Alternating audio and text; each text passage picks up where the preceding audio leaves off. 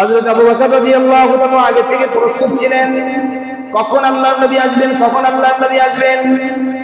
আল্লাহর নবী সাল্লাল্লাহু আলাইহি ওয়াসাল্লাম চলে আসছেন। রাসূল পাক সাল্লাল্লাহু আলাইহি ওয়াসাল্লাম আবু বকরকে বলেন, আবু বকর চলো, আমাদেরকে তাড়াতাড়ি বের হয়ে যেতে হবে।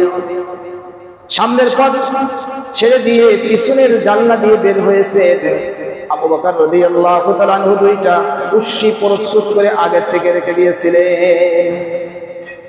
একটা উষ্টিতে আল্লাহ নবী সাল্লাল্লাহু আলাইহি ওয়াসাল্লাম সওয়ার হলেন, আবু বকর আমার একটা উষ্টিতে অথবা দুইজনে একই উষ্টিতে সওয়ার হয়েছেন। সওয়ার হয়ে সেই মেইন পথ ছেড়ে দিয়ে অন্য পথ দিয়ে যাচ্ছেন। অন্য পথ দিয়ে যেতে যেতে যেতে যেতে অনেক দূরের পথ। গারে সাওর পর্বত অনেক বিশাল উঁচু, অনেক বিশাল উঁচু। নিচের থেকে উপরের মাথা ভালোভাবে দেখা যায় না, এরকম বিশাল উঁচু সেই পাহাড়। সেই পাহাড়ের মাথায় রয়েছে একটা গুহা।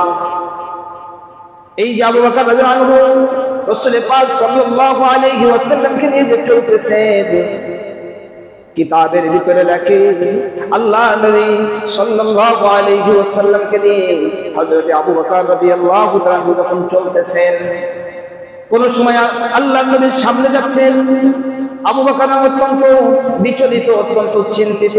কোন সময় আল্লাহ নবীর পিছনে চলে আসতেছেন, কোন সময় আল্লাহ নবীর ডাইনে চলে যাচ্ছেন, কোন সময় আল্লাহ নবীর বাম দিকে চলে যাচ্ছেন। এভাবে সামনে পিছনে ডাইনে বামে চতুর্দিকে আল্লাহ নবীর চতুর্দিকে পাহাড়ার মতন তিনি খালি ঘুরতেছেন। রাসূল পাক সাল্লাল্লাহু আলাইহি ওয়াসাল্লাম বিষয়টা আজ করতে পেরে জিজ্ঞাসা করলেন, আবু বকর তুমি এমন করছো কেন? আবু বকর রাদিয়াল্লাহু তাআলা বললেন, ইয়া রাসূলুল্লাহ, আমার দিলের ভিতরে যখন মনের ভিতরে আসে সামনে থেকে কোনো শত্রু আসলো কিনা তখন আমি সামনে চলে যাই, যখন আমার মনে হয় পিছন থেকে কেউ আসলো কিনা তখন আমি পিছনে চলে যাই, যখন আমার মনে হয় ডান দিক থেকে কেউ আসলো কিনা তখন আমি ডান দিকে চলে যাই, যখন আমার মনে হয় বাম দিক থেকে কেউ আসলো কিনা তখন আমি বাম দিকে চলে যাই। হযরত রাসূল পাক সাল্লাল্লাহু আলাইহি ওয়াসাল্লাম বললেন, আবু বকর তুমি কি চাও যে তুমি মারা গেলেও আমি বেঁচে থাকি? হযরত আবু বকর রাদিয়াল্লাহু তাআলা বললেন, ইয়া রাসূলুল্লাহ, আমি তো চাই আমি মারা গেলেও আপনি জীবিত থাকেন। কেমন মহব্বত করছে, মহব্বতের কোন স্তর! আলহামদুলিল্লাহ নাহমাদুহু ওয়া নাস্তাঈনুহু ونستغفره ونؤمن به ونتوكل عليه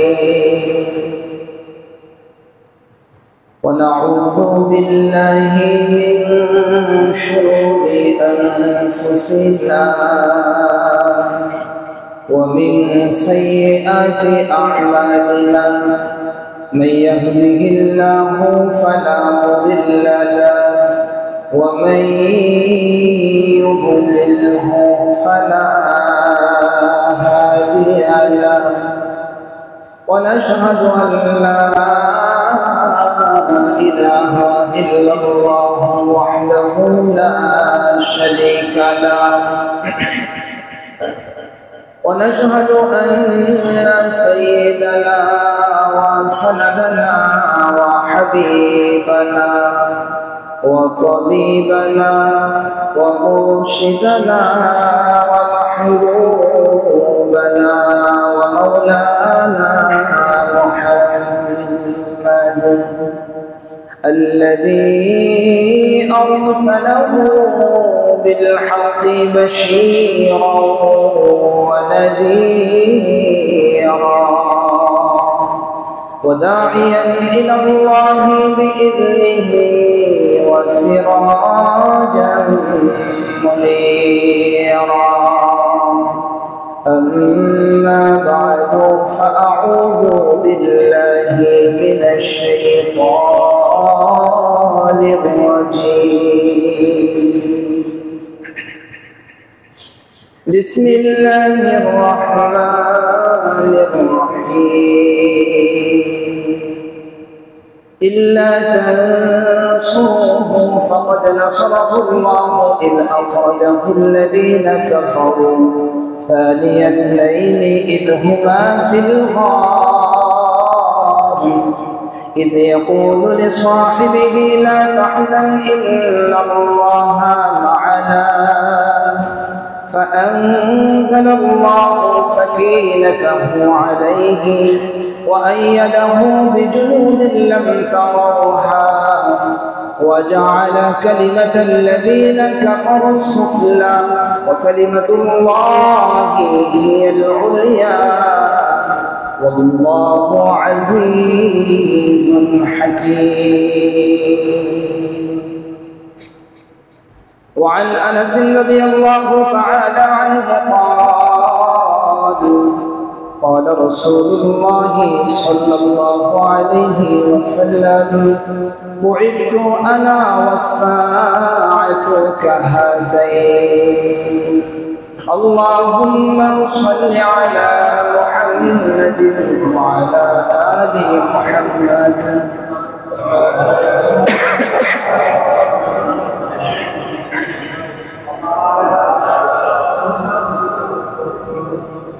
إنك حميد مجيد اللهم بارك على محمد وعلى آل محمد كما باركت على إبراهيم وعلى آل إبراهيم إنك حميد مجيد. بلغ العلا بكماله كشف الدجى بجماله حسنت جميع خصاله صلوا عليه وآله.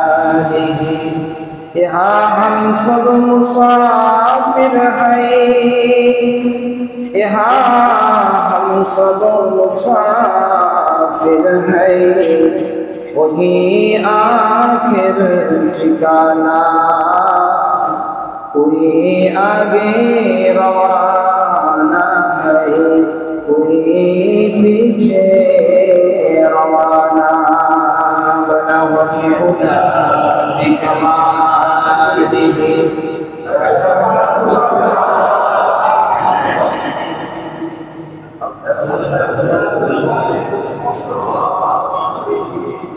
صلوا عليه وآله. سبحانك لا علم لنا إلا ما علمتنا إنك أنت العليم الحكيم. রাসূল পাক সাল্লাল্লাহু আলাইহি ওয়াসাল্লাম যে হিজরত করেছেন, যে হিজরতের কথা আপনাদেরকে শোনাতে চেয়েছিলাম, আগের কিছু কথা আপনাদের হয়তো মনে থাকার কথা মনে আছে। রাসূল পাক সাল্লাল্লাহু আলাইহি ওয়াসাল্লাম মক্কাতে আছেন, অনেক সাহাবায়ে ইকরাম সব হিজরত করে করে মদিনায় চলে গেছে, অল্প কিছু সাহাবী মক্কাতে আছে।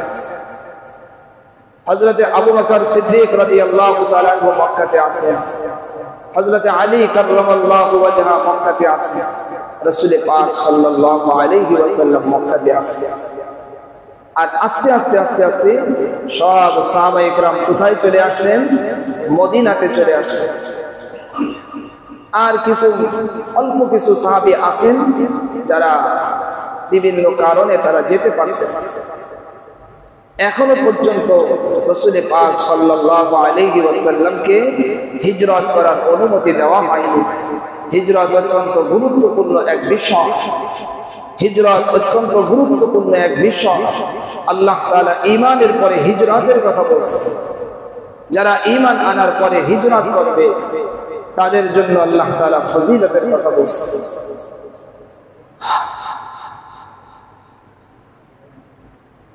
দারুন নাদওয়ার মধ্যে ঐতিহাসিক কাফেরদের কুপরামর্শ বৈঠক বসলো, যেটা ইতিহাসের সবচেয়ে জঘন্য পরামর্শ বৈঠক বলেন নাউযুবিল্লাহ। কাফেররা দারুন নাদওয়ার ভিতরে পরামর্শে বসছে। তারা আজ করতে পারছে রাসূল পাক সাল্লাল্লাহু আলাইহি ওয়াসাল্লাম হয়তো আর বেশি দিন আমাদের মধ্যে থাকবেন না, আমাদের থেকে তিনি মদিনায় অথবা অন্য কোথাও তিনি চলে যাবেন। তাদের মনের ভিতরে এই চিন্তা দানা বেঁধে উঠল।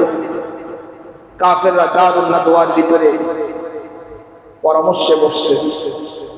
ইবলিস শয়তান আগেকার যুগে মানুষের সূরা ধরে আসছে। ইবলিস শয়তান মানুষের বেশ ধরে, এক বুড়া মানুষের বেশ ধরে আসছে। তাকে জিজ্ঞাসা করা হলো, আপনি কোথা থেকে আসছেন? আমি নাজদ এলাকার বাসিন্দা, আমি নাজদ এলাকা থেকে আসছি, তোমাদেরকে ভালো পরামর্শ দিতে আসছি। এই সুবহানাল্লাহ,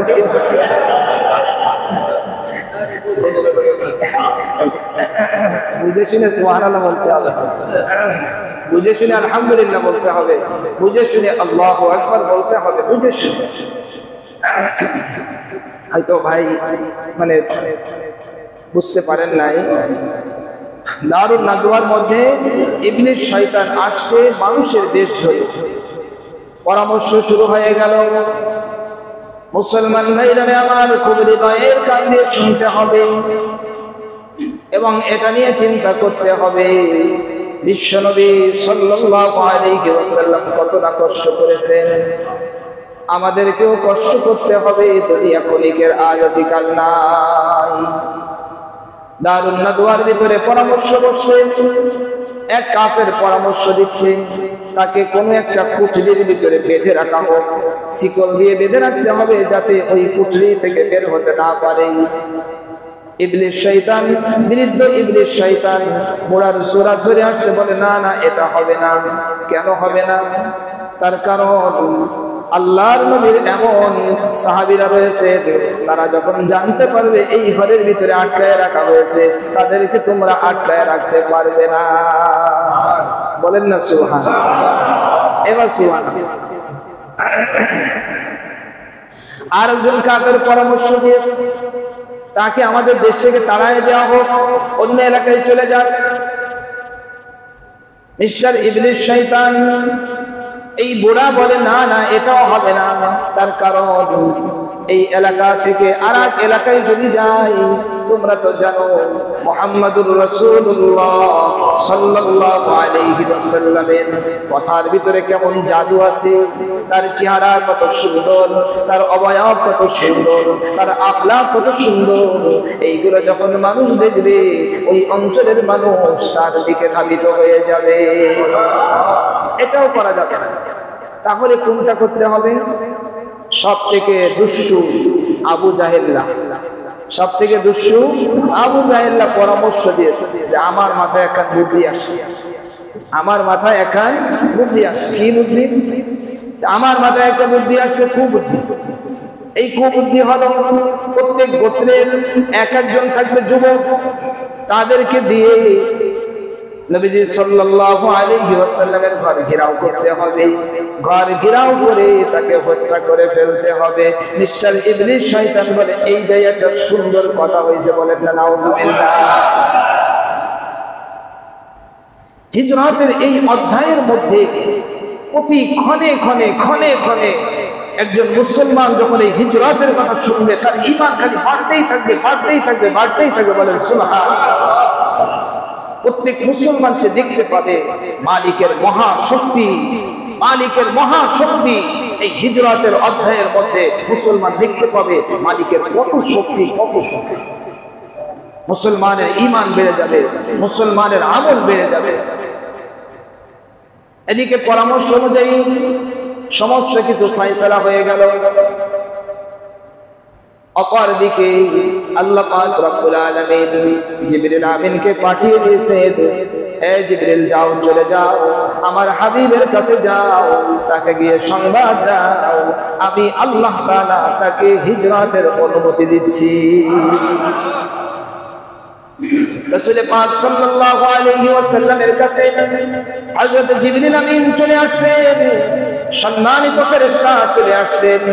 আসার পরে আল্লাহর নবীকে সালাম করে বলছেন, ইয়া রাসূলুল্লাহ, এই ঘটনা ঘটছে, এই পরামর্শ হয়ে গেছে। আজ রাতে তারা একটা কঠিন সিদ্ধান্ত নিয়েছে, আর আল্লাহ তাআলাও সিদ্ধান্ত নিয়েছে আপনাকে এখান থেকে হিজরত করে মদিনায় নিয়ে যাবে। কাফেররা একটা সিদ্ধান্ত নিয়েছে, আর আল্লাহ তাআলাও কি নিয়েছে? সবাই বলেন, আল্লাহ তাআলা সিদ্ধান্ত নিয়েছে। আমাদেরকে খুব খেয়াল রাখতে হবে, একটা হলো শয়তান আর একটা হলো আল্লাহ পাক। এই হলো দুইটা সাইড।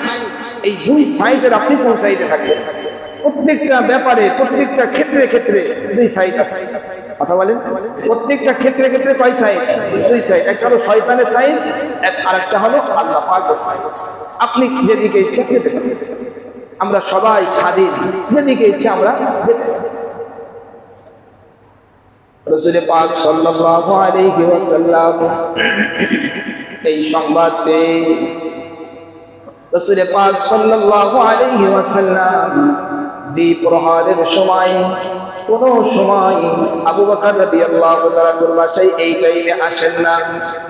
আম্মা জান হযরত আয়েশা রাদিয়াল্লাহু তাআলা আনহা বলেন, রাসূল পাক সাল্লাল্লাহু আলাইহি ওয়াসাল্লাম দ্বিপ্রহরের সময় আমাদের বাসায় আসছেন। আসার পরে আল্লাহর নবী সাল্লাল্লাহু আলাইহি ওয়াসাল্লাম ভিতরে প্রবেশ করার অনুমতি চাচ্ছেন। এখান থেকে আমাদের জন্য একটা জরুরি কথা, আপনি যদি কারোর বাসায় যান, অথবা আপনার নিজের ছেলের ঘরেও যান, অথবা ছেলে যদি আপনার ঘরে আসতে চায়, তাহলে অনুমতি দিতে হবে, আপু আমি ঘরে কি আসতে পারি? আপনি যখন ছেলের রুমে যাবেন তখন তার কাছে জিজ্ঞাসা করতে হবে, দরজায় নক করতে হবে, বাবা আমি কি তোমার ঘরে একটু আসতে পারি? এটা কিন্তু আমাদের সমাজে নেই। একদম দরজা খুলে ঘাট করে ঢুকে পড়ে, চলে আসছি। আরে ওই মানুষগুলো বিভিন্ন অবস্থায় থাকতে পারে, এই জন্য এভাবে যাওয়ার কোনো অনুমতি ইসলাম দেয়নি। ইসলামের নিয়ম হলো অনুমতি নিতে হবে। সালাম দাও, সালাম দেওয়ার পরে যদি অনুমতি বলে যে আসো, যাবা। আর যদি অনুমতি না দেয় তাহলে আপনি 3 বার সালাম দিয়ে তাহলে আপনাকে চলে যেতে হবে। এটা ইসলামের শিক্ষা। আমরা এক একটা করে ইসলামের শিক্ষা সে আমাদের ধরতে হবে, তাহলে আমরা অনেক এগিয়ে যাব। রাসূল পাক সাল্লাল্লাহু আলাইহি ওয়াসাল্লামকে অনুমতি দেওয়া হলো। বিশ্বনবী অনুমতি চাচ্ছেন। আল্লাহ নবী তো গেট করে ঘরের ভিতরে ঢুকে যেতে পারতেন, কি বলেন ঠিক না? কিন্তু আল্লাহ নবী ঢোকেন নাই, অনুমতি চেয়েছেন আমি কি আসতে পারি? রাসূল পাক সাল্লাল্লাহু আলাইহি ওয়াসাল্লাম ভিতরে ঢুকলেন। ঢোকার পরে বললেন এখানে আর কে আছে? সবাইকে সরায় দাও। হযরত আবু বকর সিদ্দিক রাদিয়াল্লাহু তাআলা আনহু বললেন, ইয়া রাসূলুল্লাহ, এখানে আপনার স্ত্রী হযরত আয়েশা ছাড়া আর এখানে কেউ নাই। আল্লাহ নবী সাল্লাল্লাহু আলাইহি ওয়াসাল্লাম বলেন, আবু বকর আমাকে আল্লাহ তাআলা হিজরতের অনুমতি দিয়েছেন। হযরত আবু বকর সিদ্দিক রাদিয়াল্লাহু তাআলা বললেন, ইয়া রাসূলুল্লাহ আমি কি সঙ্গী হতে পারবো? আল্লাহ নবী বললেন, হ্যাঁ অবশ্যই তুমি আমার সঙ্গী হবে। আম্মা জান বলেন, বুখারী শরীফের হাদিসের ভিতরে আসছে, আম্মা জান বলেন আমার জানা ছিল না যে কোনো ব্যক্তি খুশির আনন্দে খুশিতে কোনো মানুষ কাঁদে, এমন আমার জানা ছিল না। আমার আব্বাকে আমি খুশিতে কাঁদতে দেখেছি। আবু বকর আনহু খুশির জন্য কেঁদে দিয়েছে যে আমি নবীজির সঙ্গে যাব। সুবহানাল্লাহ বলে রাসূল পাক সাল্লাল্লাহু আলাইহি ওয়াসাল্লাম আবু বকর রাদিয়াল্লাহু আনহুর সঙ্গে কথাবার্তা বলে এরপরে আবার নিজের বাসায় চলে গেলেন। হযরত আলী কাররামাল্লাহু ওয়াজহা তাকে বললেন, আজকে রাতে তুমি আমার বিছানায় ঘুমাবা, তোমার কোনো ক্ষতি হবে না। সুবহানাল্লাহ, তোমার কোনো ক্ষতি হবে না, তুমি আমার বিছানায় আজকে রাতে ঘুমাবা। তাকে রাখা হচ্ছে কেন? আরবের কাফেররা বিশ্বনবী সাল্লাল্লাহু আলাইহি ওয়াসাল্লামের কাছে তাদের টাকা পয়সা ধন দৌলত নবীজির কাছে আমানত হিসেবে রেখে দিতে, হুজুর আপনার কাছে রাখছে। তারা কিন্তু কাফেররা রাখতেছে বিশ্বনবী সাল্লাল্লাহু আলাইহি ওয়াসাল্লামের কাছে। রাসূল পাক সাল্লাল্লাহু আলাইহি ওয়াসাল্লাম আলী রাদিয়াল্লাহু তাআলা আনহুকে পরে যাওয়ার জন্য এজন্য বলেছেন যে তুমি এই সব সম্পদ, এই সব টাকা পয়সা, অমুকের টাকা, অমুকের সোনা গয়না, এইগুলো সব বুঝাই দিয়ে এরপরে তুমি পরে মদিনায় আসবে। বলেন না সুবহানাল্লাহ। কি আমানতদারি ছিল। আমাদের ভিতরে আমানতদারি ফিরিয়ে আনতে হবে, আমাদের ভিতরে আমানতদারি খুবই দরকার। রাসূল পাক সাল্লাল্লাহু আলাইহি ওয়াসাল্লাম হিজরতের অনুমতি পেয়ে গেছেন। হযরতে রাসূল পাক সাল্লাল্লাহু আলাইহি ওয়াসাল্লাম বলেন, হযরতে আবু বকর সিদ্দিক রাদিয়াল্লাহু তাআলা আনহু তিনি আমার জন্য যেই পরিমাণ কোরবানি করেছেন, আমার জন্য যেই পরিমাণ মাল, যেই পরিমাণ অর্থ, সময়, যা কিছু আমার জন্য ব্যয় করেছেন, আবু বকর ছাড়া আর যত মানুষ আমার জন্য কোরবানি করেছে আমি প্রত্যেককেই তার বিনিময় দিয়ে দিয়েছি। কিন্তু শুধুমাত্র ব্যতিক্রম হলো আবু বকর, তাকে আমি দিতে পারি নাই, তাকে দেওয়ার সামর্থ্য আমার নাই, তাকে দিবেন আল্লাহ। এখান থেকে আরেকটা কথা আপনারা জেনে রাখেন, রাসূল পাক সাল্লাল্লাহু আলাইহি ওয়াসাল্লামের চারজন খলিফা। খলিফা কয়জন? সবাই বলেন। চারজন খলিফা। নবীজি সাল্লাল্লাহু আলাইহি ওয়াসাল্লাম ইন্তেকালের পরে চার খলিফা। প্রথম খলিফার নাম হলো আবু বকর। বলেন তো আবু, অনেক মানুষ আবু বকর কয়, বিভিন্ন আবু বকর শব্দটা হবে আবু বকর।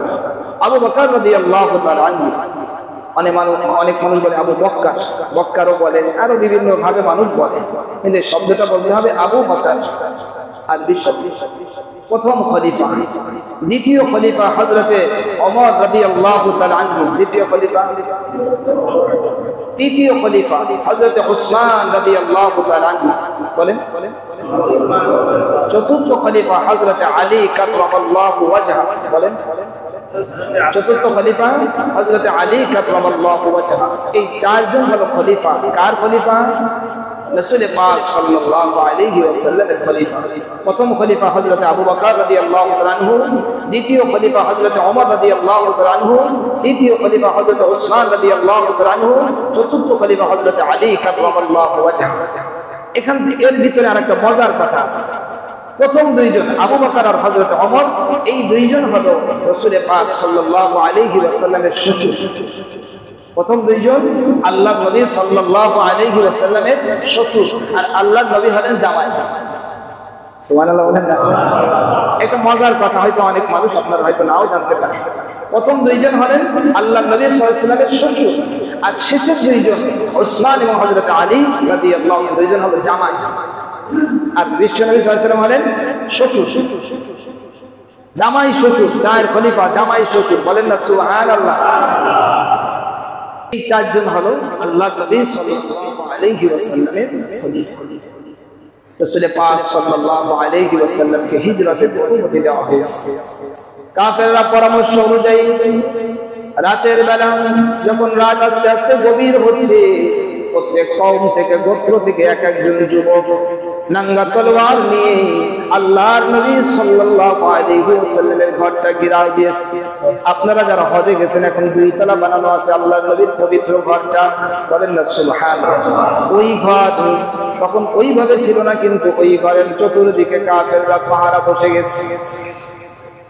কাফেররা পাহারায় বসে গেছে। কাফেররা অত্যন্ত সন্তুষ্ট যে আজ আমরা আমাদের শত্রুকে চিরতরে শেষ করে দিব। এখান থেকে আর একটা কথা শুনে, আল্লাহ পাক রব্বুল আলামিনের এত পাওয়ার, এত ক্ষমতা, আল্লাহ তাআলা যদি ইচ্ছা করতেন হযরত জিবরিল আমিনকে পাঠিয়ে আল্লাহ নবীকে উপর থেকে উঠায় নিয়ে মদিনায় নিয়ে আল্লাহর নবীকে রেখে দিতে পারতেন কি পারতেন না? কিন্তু আল্লাহ তাআলা এটা করেন নাই।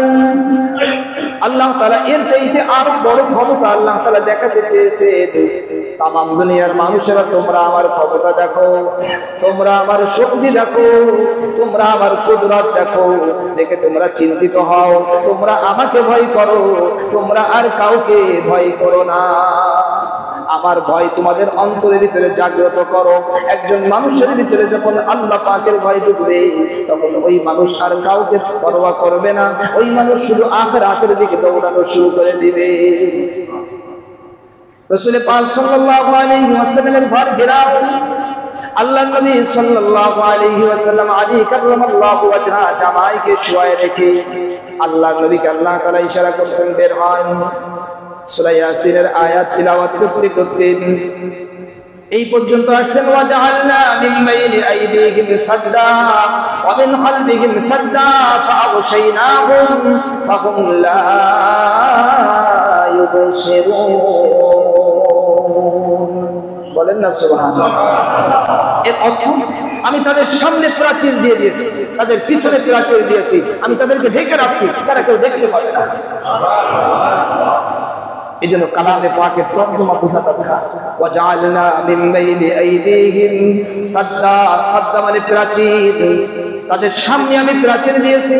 ومن بين وجعلنا من بين أيديهم سدا ومن خلفهم سدا, পিছনেও প্রাচীর দিয়েছি, সামনেও প্রাচীর, পিছনেও প্রাচীর, দেখা যাচ্ছে। فأغشيناهم, তাদেরকে আমি ঢেকে রাখছি। فهم لا يبصرون, তারা কিছুই দেখতে পায় না। আল্লাহ নবী ধুলামাটি নিয়ে আল্লাহ নবী ফু দিয়ে ছড়াই দিয়েছেন। আল্লাহ তাআলা প্রত্যেকের চোখে চোখে ওই ধুলাবালিকে প্রত্যেকের চোখে চোখে পৌঁছায় দিয়েছেন। সবাই চোখ করে কি হলো হঠাৎ করে, চোখে কি গেল, সবাই খেয়াল করে বাস্তব দৃশ্য।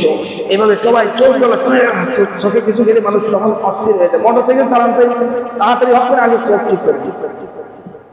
যাদের মোটরসাইকেল আছে তারা সবচেয়ে ভালো বুঝবে এই দৃশ্য। চোখে কিছু গেলে আর কিছু করার থাকে আল্লাহ। আর এর ভিতর থেকে এই সব দাঁড়ানো, তার মাঝখান থেকে আল্লাহ তাআলা তার মহা কুদরত জাহির করেছেন। বলেন সুবহানাল্লাহ। বিশ্বনবীকে বের করে নিয়ে চলে আসছেন। বলেন না সুবহানাল্লাহ। মহা কুদরত, মহা শক্তি আল্লাহ পাকের শক্তিকে আমরা বুঝতে চাই না, আল্লাহ পাকের শক্তিকে বুঝতে হবে। রাসূল পাক সাল্লাল্লাহু আলাইহি ওয়াসাল্লাম বের হয়ে হযরত আবু বকর রাদিয়াল্লাহু তাআলা এর বাসায় আসছেন। হযরত আবু বকর রাদিয়াল্লাহু তাআলা আগে থেকে প্রস্তুত ছিলেন, কখন আল্লাহর নবী আসবেন, কখন আল্লাহর নবী আসবেন। আল্লাহর নবী সাল্লাল্লাহু আলাইহি ওয়াসাল্লাম চলে আসছেন। রাসূল পাক সাল্লাল্লাহু আলাইহি ওয়াসাল্লাম আবু বকরকে বলেন, আবু বকর চলো, আমাদেরকে তাড়াতাড়ি বের হয়ে যেতে হবে। সামনের পথ ছেড়ে দিয়ে পিছনের জানলা দিয়ে বের হয়েছে। আবু বকর রাদিয়াল্লাহু তাআলা আনহু দুইটা উষ্টি প্রস্তুত করে আগে থেকে রেখে দিয়েছিলেন। একটা উষ্টিতে আল্লাহ নবী সাল্লাল্লাহু আলাইহি ওয়াসাল্লাম সওয়ার হলেন, আবু বকর আমার একটা উষ্টিতে অথবা দুইজনে একই উষ্টিতে সওয়ার হয়েছেন। সওয়ার হয়ে সেই মেইন পথ ছেড়ে দিয়ে অন্য পথ দিয়ে যাচ্ছেন। অন্য পথ দিয়ে যেতে যেতে যেতে যেতে অনেক দূরের পথ, গাড়ে সাওর পর্বত অনেক বিশাল উঁচু, অনেক বিশাল উঁচু, নিচের থেকে উপরের মাথা ভালোভাবে দেখা যায় না, এরকম বিশাল উঁচু সেই পাহাড়। সেই পাহাড়ের মাথায় রয়েছে একটা গুহা। এই যে আবু বকর রাদিয়াল্লাহু আনহু রাসূল পাক সাল্লাল্লাহু আলাইহি ওয়াসাল্লামকে নিয়ে যে চলতেছেন, কিতাবের ভিতরে লেখে আল্লাহ নবী সাল্লাল্লাহু আলাইহি ওয়াসাল্লামকে নিয়ে হযরত আবু বকর রাদিয়াল্লাহু তাআলা যখন চলতেছেন, কোন সময় আল্লাহ নবীর সামনে যাচ্ছেন, আবু বকর অত্যন্ত বিচলিত, অত্যন্ত চিন্তিত। কোন সময় আল্লাহ নবীর পিছনে চলে আসতেছেন, কোন সময় আল্লাহ নবীর ডাইনে চলে যাচ্ছেন, কোন সময় আল্লাহ নবীর বাম দিকে চলে যাচ্ছেন। এভাবে সামনে পিছনে ডাইনে বামে চতুর্দিকে আল্লাহ নবীর চতুর্দিকে পাহাড়ার মতন তিনি খালি ঘুরতেছেন। রাসূল পাক সাল্লাল্লাহু আলাইহি ওয়াসাল্লাম বিষয়টা আজ করতে পেরে জিজ্ঞাসা করলেন, আবু বকর তুমি এমন করছো কেন? আবু বকর রাদিয়াল্লাহু তাআলা বললেন, ইয়া রাসূলুল্লাহ, আমার দিলের ভিতরে যখন মনের ভিতরে আসে সামনে থেকে কোনো শত্রু আসলো কিনা তখন আমি সামনে চলে যাই, যখন আমার মনে হয় পিছন থেকে কেউ আসলো কিনা তখন আমি পিছনে চলে যাই, যখন আমার মনে হয় ডান দিক থেকে কেউ আসলো কিনা তখন আমি ডান দিকে চলে যাই, যখন আমার মনে হয় বাম দিক থেকে কেউ আসলো কিনা তখন আমি বাম দিকে চলে যাই। হযরত রাসূল পাক সাল্লাল্লাহু আলাইহি ওয়াসাল্লাম বললেন, আবু বকর তুমি কি চাও যে তুমি মারা গেলেও আমি বেঁচে থাকি? হযরত আবু বকর রাদিয়াল্লাহু তাআলা বললেন, ইয়া রাসূলুল্লাহ, আমি তো চাই আমি মারা গেলেও আপনি জীবিত থাকেন। কেমন মহব্বত করছে, মহব্বতের কোন স্তর।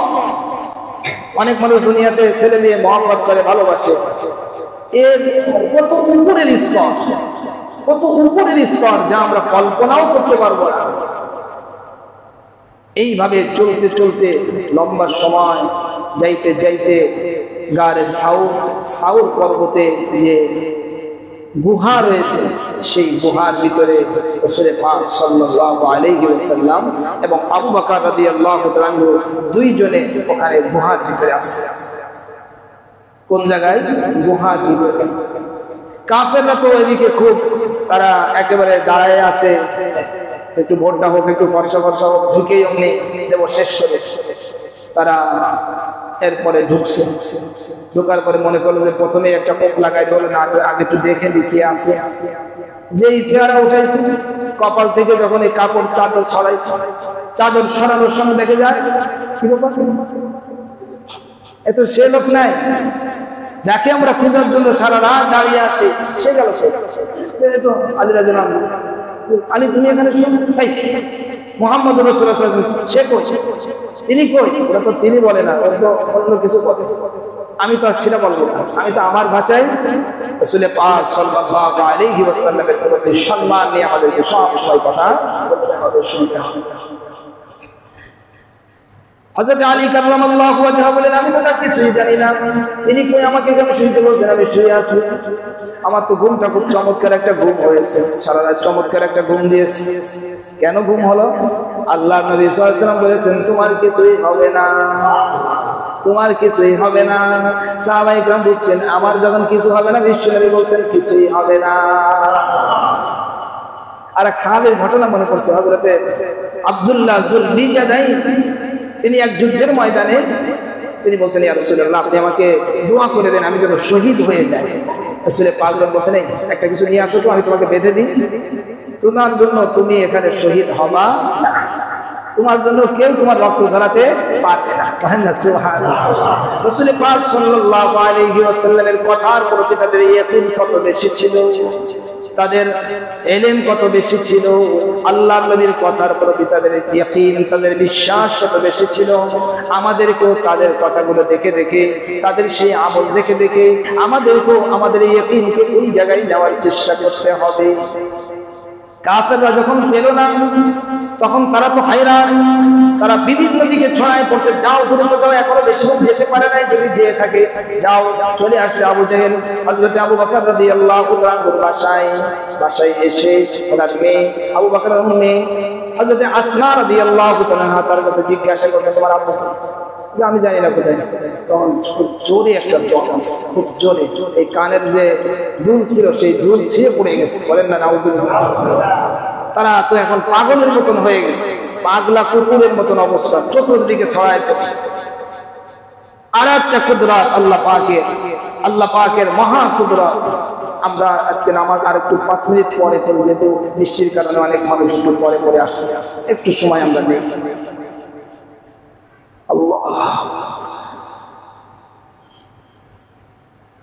কাফেররা আস্তে আস্তে আস্তে আস্তে সাউর পর্বতের উপরে উঠতে উঠতে একদম গুহার সামনে চলে আসছে।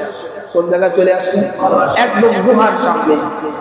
আল্লাহ আল্লাহ, কত কঠিন ব্যাপার, কত কঠিন ব্যাপার।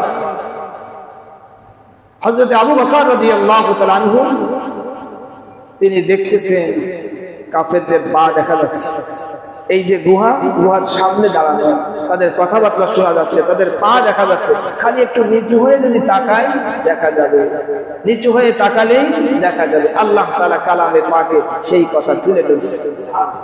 সূরা তাওবার 40 নম্বর আয়াতে আল্লাহ তাআলা বলেন ইল্লা তানসুরুহু فقد نصره الله إذ أخرجه الذين كفروا ثاني اثنين إذ هما في الغار إذ يقول لصاحبه لا تحزن إن الله معنا। আল্লাহ তাআলা বলেন তোমরা যদি নবীকে সাহায্য না করো, ইল্লা তানসুরুহু, তোমরা যদি নবীকে সাহায্য না করো, ফাকাদ নাসরাহুল্লাহ, আল্লাহ তাআলা নবীকে সাহায্য করেছে। তোমরা যদি নবীকে সাহায্য না করো, আল্লাহ তাআলা নবীকে সাহায্য করেছে। কখন? ইদ আখরাজাহুল্লাযীনা কাফারু, যখন কাফেররা নবীকে বের করে দিল। যখন কাফেররা নবীকে বের করে দিল মানে নবীকে তারা হত্যা করার জন্য চলে গেছে, তার মানে নবীকে বের করে দেওয়া। ইদ আখরাজাহুল্লাযীনা কাফারু সানিয়াতনাইন, তিনি তাদের দুইজনের একজন, আল্লাহর নবী তাদের দুইজনের একজন, আর একজন হলো আবু বকর রাদিয়াল্লাহু তাআলা আনহু। ইদ হুমা ফিল গার, যখন তারা দুইজন গুহার ভিতরে, ঘর মানে হলো গুহা, ইদ হুমা ফিল গার ইদ ইয়াকুলু লিসাহিবিহি লা তাহজান ইন্নাল্লাহা মা'ানা। আবু বকর আনহু বিচলিত হয়ে গেছেন, অস্থির হয়ে গেছেন। যিনি সামনে যান, পিছনে যান, ডাইনে যান, বামে যান, শত্রু সব ঘিরে নিছে, একটু নিচু হলেই দেখে ফেলবে। সেই মুহূর্তে আবু বকর কত বেশি বিচলিত হয়েছেন। আমি মরে যাই তা নিয়ে কোনো চিন্তা নেই, ওগো আল্লাহর নবী আপনাকে যদি বাঁচাতে না পারি তাহলে তো আমার কিছুই ভালো লাগবে না। এইভাবে তিনি টেনশন করতেছেন। ইদি ইয়াকুলু লিসাহিবিহি, যখন তিনি তার সঙ্গীকে বললেন, আবু বকর আনহু বিশ্বনবীকে বললেন, সরওয়ারে কায়নাত, ওগো আল্লাহর নবী, কাফের যদি একটু নিচু হয় দেখে ফেলবে।